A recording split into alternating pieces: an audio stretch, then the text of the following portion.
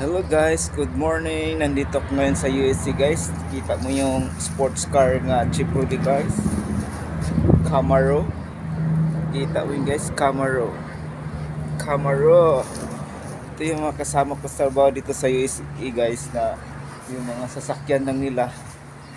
Sports car, yung kulay dilaw. Ito naman kulay pula din guys. Camaro din yan guys. So Camaro. Ayan. Ito din ang kasama ko sa trabaho dito guys, sports car yung mga service nila.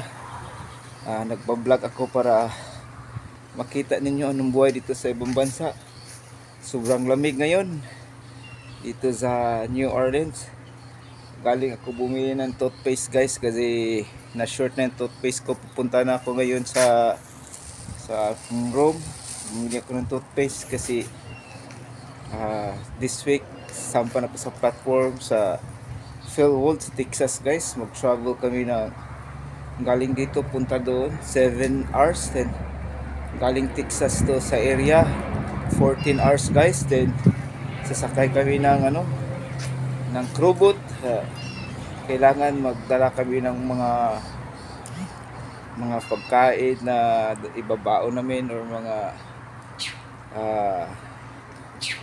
ginagamit namin araw-araw kasi 3 months kami mag-stay doon, walang babaan. At ganito yung buhay, kailangan tsaga-tsaga, sacrifice lang guys. Sobrang lamig, dalawang jacket ito guys oh.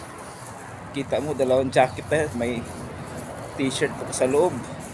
Kasi sobrang lamig dito sa USA. Hindi ko alam, baka babalik naman ng snow.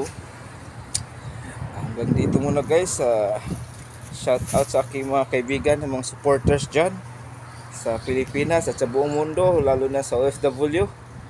Tulong-tulungan lang tayo mag-like and share and follow and subscribe para balang araw matutupad din natin ng pagbablog natin na viral at ma-monetize tayo yung mga beginners. This is it guys. God bless us and more power. This is DJ Freeman Vlog.